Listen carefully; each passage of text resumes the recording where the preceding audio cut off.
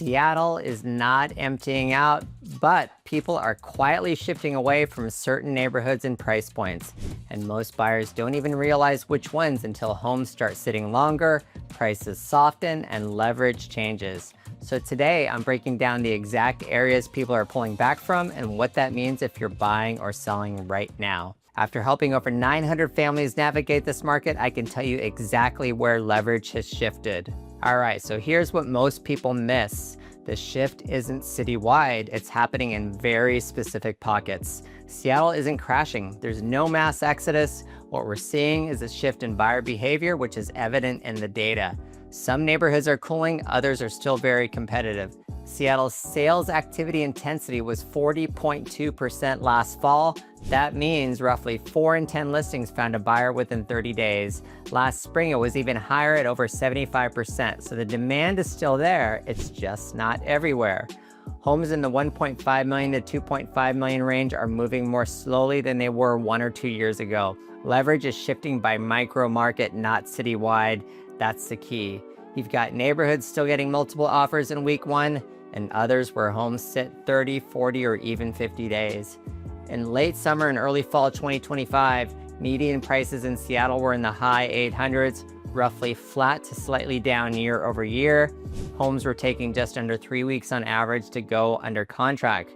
And compared to the luxury market, which we'll cover later, that still looks competitive. Now here's the takeaway. People aren't abandoning Puget Sound. They're adjusting location, commute, or price point.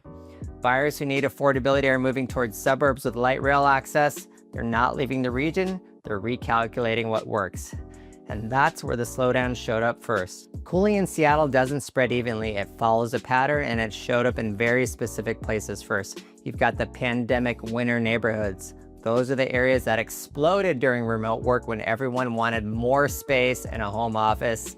Then you've got the farther out suburbs that boomed when commuting didn't matter. Condo-heavy parts of the city are feeling it too. Higher-priced homes that need updates are sitting the longest. Here's what's different from 2021.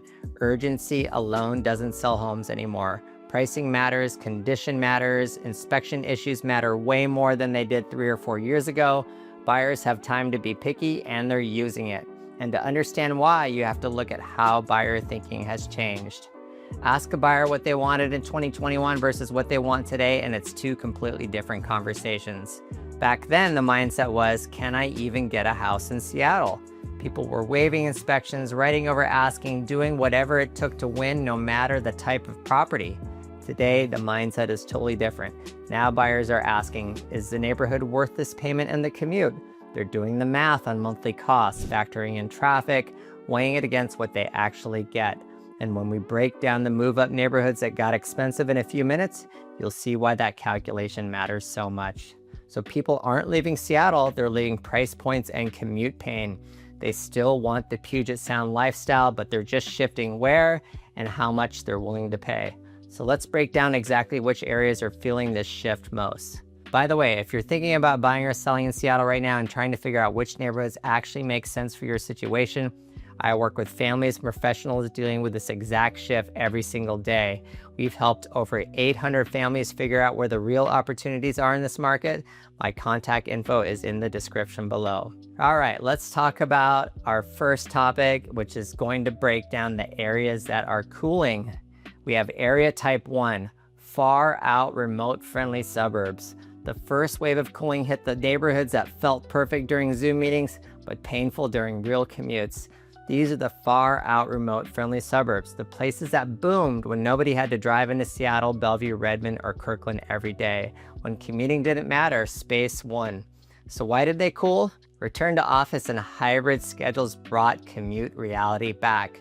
Buyers are less willing to pay top dollar for a long drive, and in some of these areas, newer construction added more inventory at the same time, which created more competition. Light rail helps in certain spots, but it's still a commute, and a lot of buyers just don't want to pay a premium for distance anymore. The people shifting out of these areas tend to be former remote workers who are now hybrid or back in the office full-time, families who want shorter drives so they get more time at home, buyers who want closer access to jobs and amenities without the daily grind. But the urban core tells a different story. That's my area type 2. urban core, and walkable neighborhoods. Downtown Seattle condos are taking about 50 days to sell right now. That's almost double what you'll see in neighborhoods just a few miles away. Think downtown, Capitol Hill, South Lake Union, other condo-heavy pockets. These areas thrived on walkability and energy, but the market shifted. More inventory hit the market, rates went up, payments started feeling heavier, HOA dues add to that, and when buyers are already stretching, those monthly fees matter. Downtown prices are down more than 10% year over year, with median prices in the upper 500s to low 600s, and downtown is dominated by condos and apartments, not single-family homes. Capitol Hill shifted too. Homes are going pending in roughly a month to a month and a half on average, selling around 1 to 2% below list. Median pricing lands in the mid-800s to mid-900s when you factor in the mix of condos, townhomes, and single-family homes. Capitol Hill is still vibrant, it's dense, it's cultural, it's got nightlife, restaurants, indie shops, but some buyers are trading walkability for space. The ones shifting away tend to be buyers who want a yard, maybe for kids or a dog, people who are tired of HOA fees, or buyers who want newer construction instead of older Seattle homes that need updates. And this pattern shows up differently again in the established move-up neighborhoods. That's my area type 3. Move-up neighborhoods that got very expensive. So here's something. I've definitely seen cooling, and it's not just one specific neighborhood, it's a pattern across several established areas. Picture paying $1.2 million for a house that immediately needs $200,000 in updates. For a lot of buyers, the math just stopped working. These are neighborhoods with great locations, strong reputations, but the homes are older, and if they're not updated, and it costs more. You're paying for where it is, not necessarily what it is. When the house needs a new roof, new systems, maybe a full kitchen remodel, buyers feel that. So why did they cool? Well, prices jumped fast over the past few years. Monthly payments are already high. Layer on $100,000 to $200,000 in renovation, and it becomes hard to justify. Buyers are comparing those homes to newer suburbs or properties with more land at the same price. And when you can get a newer home that doesn't need immediate work or similar money, a lot of buyers are choosing that instead. The people shifting out of this segment are often equity-rich owners who bought years ago and built significant equity. Some are cashing out and moving somewhere with lower costs, perhaps retirement. Others want more space or less maintenance. And some buyers are simply choosing newer homes where they don't have to take on a major project right away. But no segment has cooled quite like the very top of the market, area type 4, the luxury markets. Once you get above $3 million, the strategy changes completely. At this level, patience isn't just helpful, it's expected. The buyer pool is small. There just aren't that many people actively shopping in that range at any given time. And even wealthy buyers feel the impact of higher rates and overall market uncertainty. Luxury buyers are extremely selective. They're not rushed. They'll wait months, sometimes even a year or more, for the right property at the right price. That's why this segment has cooled more noticeably. You're also seeing second homeowners selling. Some are consolidating properties, others are shifting investments. And while Washington State has no income tax currently, there is a 7% state capital gains tax on many long-term capital gains above a threshold, which has influenced some high net worth decisions.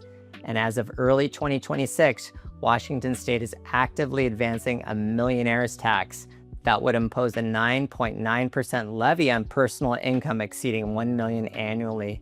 The impact of this is yet to be determined, but you can bet many luxury earners are closely watching this and considering their options. What does this mean for Seattle buyers? Well, if you're buying right now, this is a market that rewards knowledge over speed. You do have more leverage in certain areas, but not everywhere. Some neighborhoods are still competitive and still get multiple offers. Others have clearly cooled. You need to understand which micro market you're stepping into. Relocation buyers especially have more breathing room now. You're not forced to rush into an offer the way you were in 2021. You can visit, explore, walk the neighborhood, actually evaluate what fits your lifestyle. The biggest mistake I see is assuming all of Seattle behaves the same. It does not. Seattle's growth has been multinodal. Urban core areas behave differently from suburban pockets. Condo-heavy zones behave differently from single-family neighborhoods. You can't rely on citywide averages. You need to understand the specific price band and neighborhood you're targeting. And if buyers are navigating leverage shifts, sellers are dealing with a completely different challenge. So what does all this mean for Seattle sellers? If you're selling right now, pricing is everything. Overpricing in today's market does more damage in 30 days than it did in 3 days back in 2021. When a home sits, buyers start asking what's wrong, and once price cuts show up, the listing feels stale. The typical Seattle home value is in the mid to high 800s. Most homes are now taking more than 60 days to go pending on average. That's still relatively quick compared to some markets, but it's not the instant multiple offer frenzy we saw a few years ago. Condition matters more now too. Deferred maintenance has to be accounted for. If your roof is near the end of its life or your HVAC is 20 years old, buyers will factor that into their offer. They're comparing your home to everything else on the market. They have choices and time to be selective. Staging, paint, flooring, and overall presentation make a bigger difference than they did before. Buyers are pickier, and if a home doesn't show well, they'll simply move on. So in conclusion, Seattle isn't emptying out. Buyer behavior is just shifting toward different price points and commute realities that actually work for their lives. So if you're thinking about buying or selling in Seattle right now and want to know which micro markets actually have leverage on your side, email me at hello@mwagnerteam.com. We've helped over 900 families. I can help you too. Now, if you want to see which Seattle neighborhoods are actually worth moving to, I've got a video breaking down where I would live if I were moving this year. Check it out right here because it's the perfect follow-up to what we just covered.